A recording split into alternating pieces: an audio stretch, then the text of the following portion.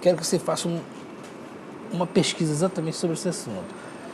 Quem eram os colonizadores espanhóis? Como é que era a sociedade? Dentro da América Espanhola, quem eram os grupos que mandavam, ou seja, que estavam no topo da sociedade? Eu dou aula atualmente numa escola formal, né?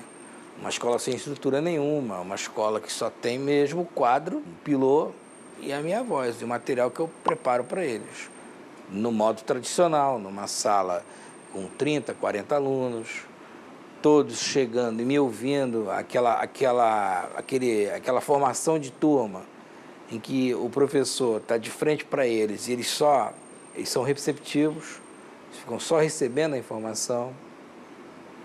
E eu tenho esses dois modelos hoje, eu trabalhando nos dois. Ainda lá tem isso. Sinto falta da tecnologia, muito.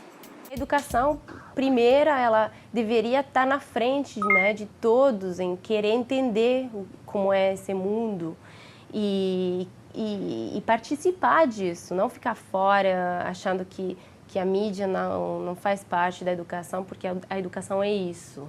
A educação pode mudar também, deve mudar, né? Porque tem que incluir os aspectos da cultura que estão fora da educação formal, mas que são parte da sociedade, que não podem ser ignorados. O contato dos alunos com a tecnologia, ele é diário.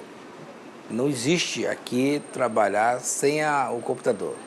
A ideia da tecnologia, ela é um facilitador muito grande para essa aprendizagem mesmo. Ele precisa, para mim hoje, não dá para ficar sem tecnologia. Clica aqui e aqui e aqui, um de cada vez, que você vai entender o que ele está querendo dizer sobre o extrativismo. Eu botei aqui na Wikipédia para ver lá. O que significa. Aí ele está te dando a informação. O que é extrativismo? Extrativismo, lê aí. Também eles utilizam as redes sociais, o Facebook. O nosso papel aqui é tentar orientá-los na medida em que eles não tenham que ficar só focados numa única ação, que a principal é o estudo, é a atividade que eles têm que desenvolver aqui. Aí eles têm um roteiro de estudos que eles têm que cumprir. Então, o meu papel enquanto professor aqui é o de fornecer links para os conteúdos que eles estão estudando.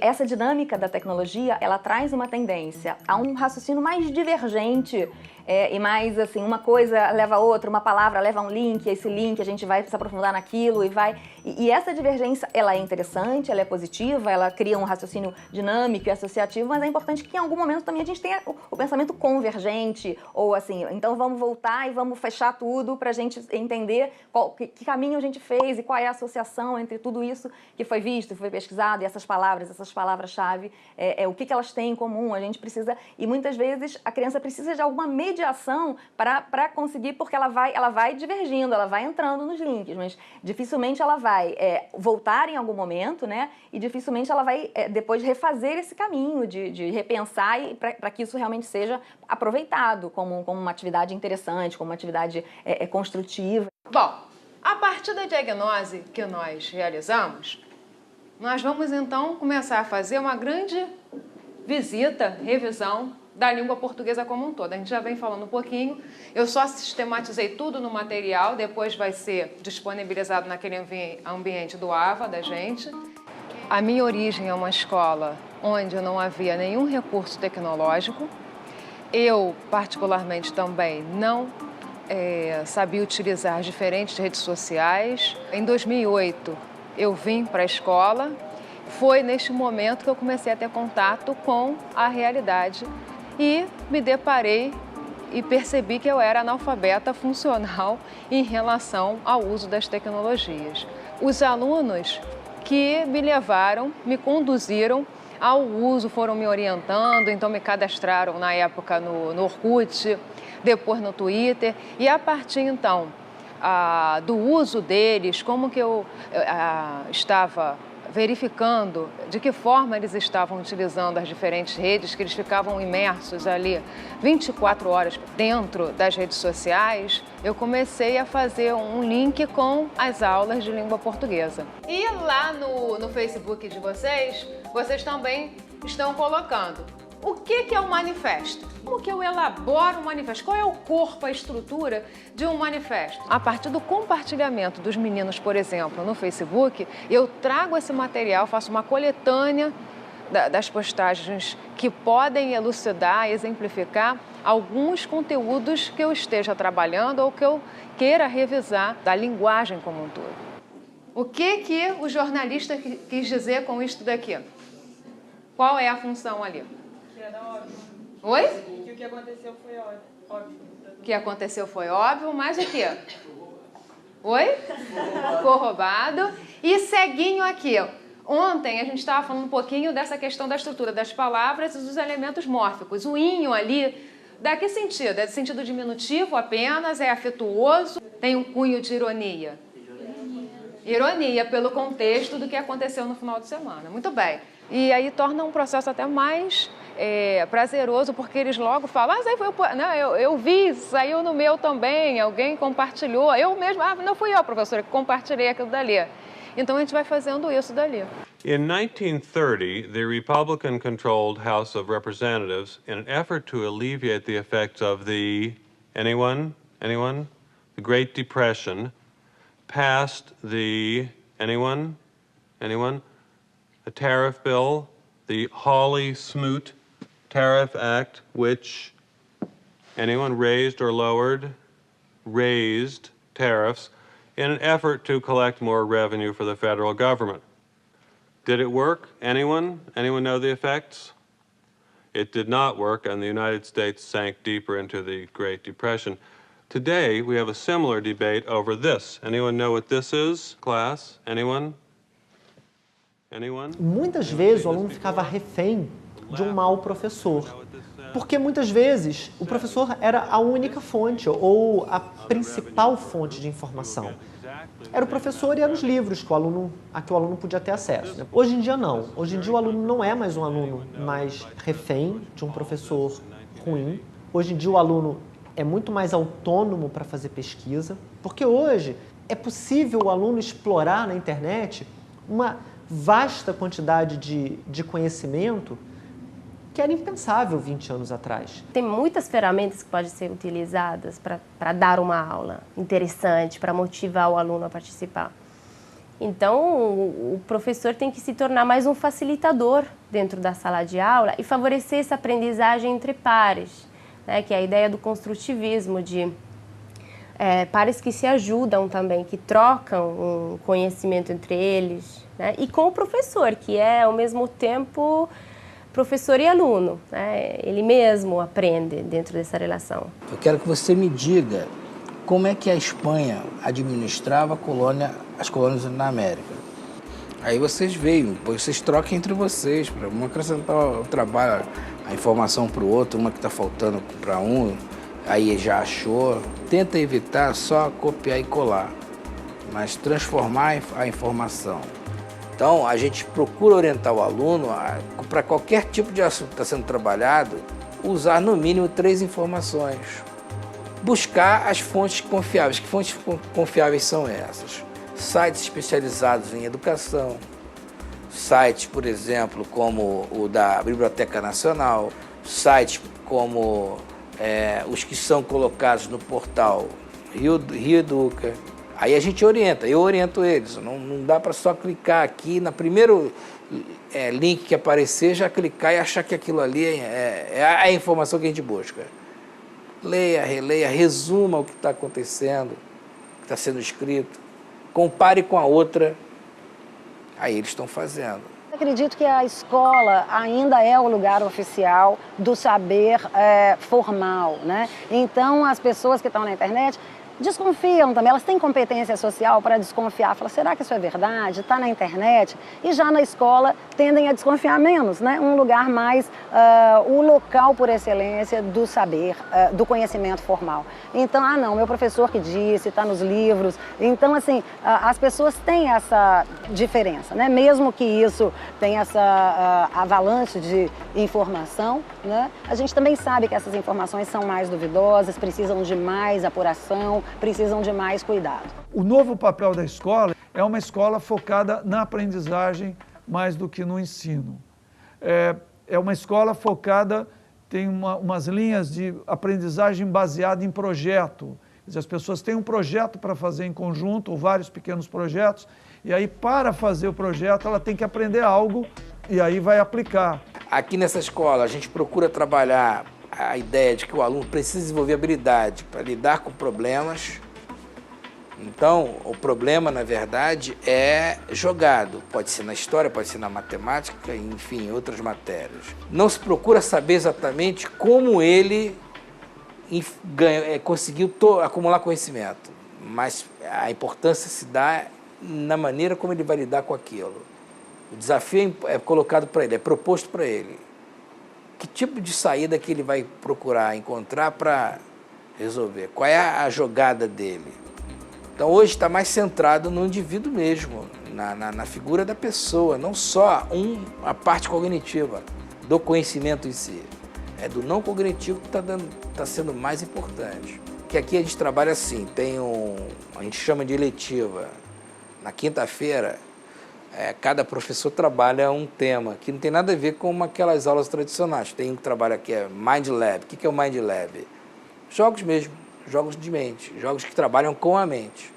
Dentro do próprio computador deles, tem vários jogos, vários games educativos, que busca também fazer com que o aluno enfrente situações e ele consiga resolver por ele próprio. Existem duas tendências hoje. Uma tendência é a ideia de uma coisa chamada gamificação. O que é o gamificação? É você transformar a estrutura de aprendizado numa experiência de jogos. Então, por exemplo, é comum no jogo, por exemplo, você evoluir seu personagem.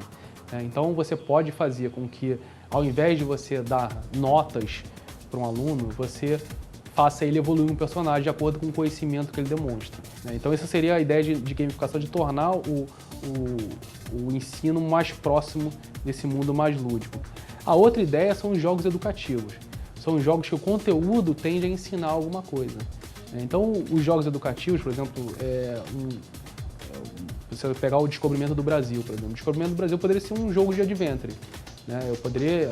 Um jogo de adventure é um jogo de exploração. Eu coloco ela num cenário e ela explora aquele mundo. Ao invés de eu botar um professor contando uma história em frente ao quadro negro, eu poderia montar o cenário, né, do Descobrimento do Brasil e fazer a criança jogar, que é como se ela estivesse naquela época, estivesse vivendo aquele personagem. E aí é muito mais fácil dela assimilar aquele conhecimento participando daquele mundo. E isso está dentro também de uma área chamada jogos com propósito, ou jogos sérios, que é quase que uma contradição. Se é jogo, é entretenimento, é divertido, como é que é sério? Mas a riqueza está nisso mesmo. Quer dizer, você poder ter um entretenimento com propósito.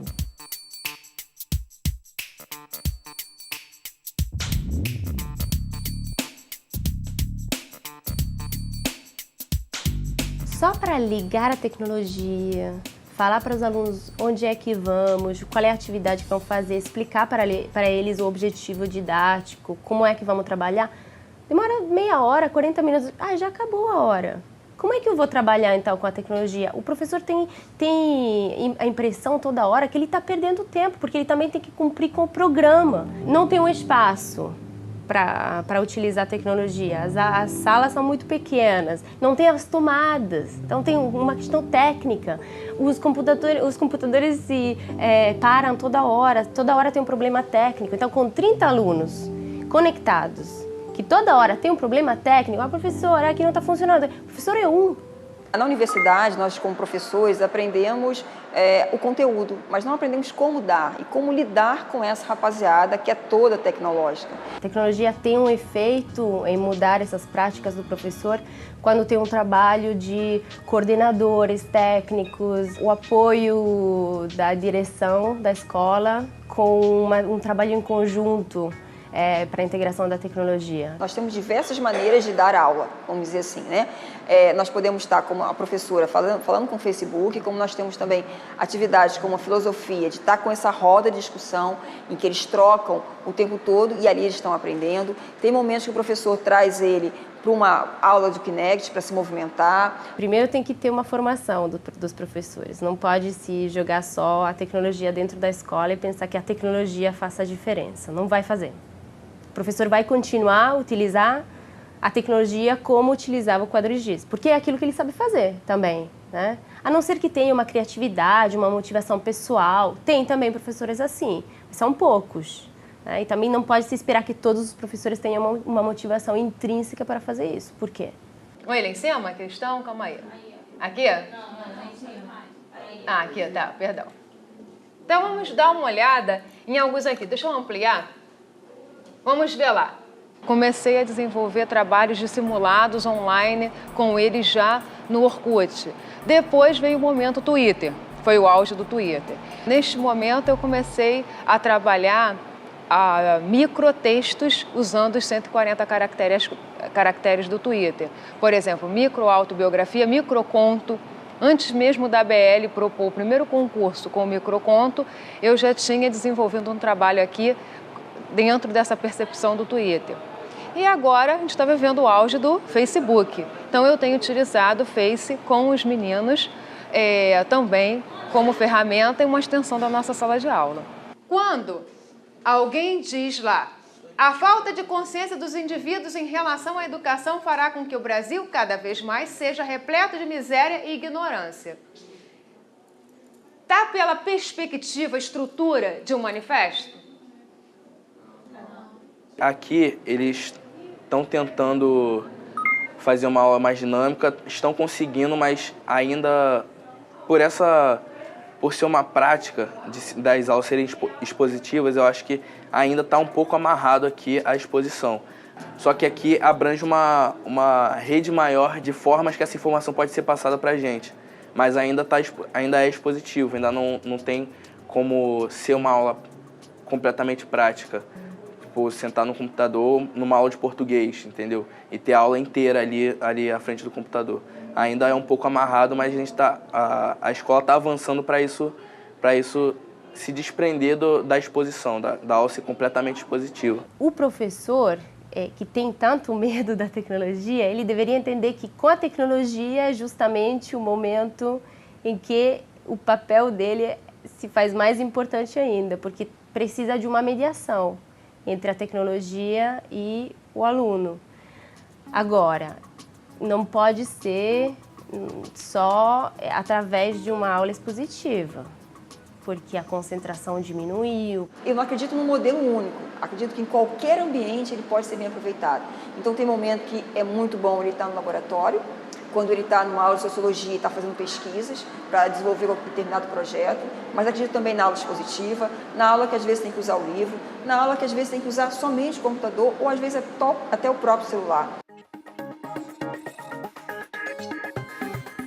O que se nota hoje é uma intensificação dessa fragmentação, dispersão dos nossos regimes de atenção e percepção. Não é à toa que a gente nota no próprio ensino dificuldades cada vez maiores de um aluno conseguir se concentrar num tema, num assunto, muito tempo, não é?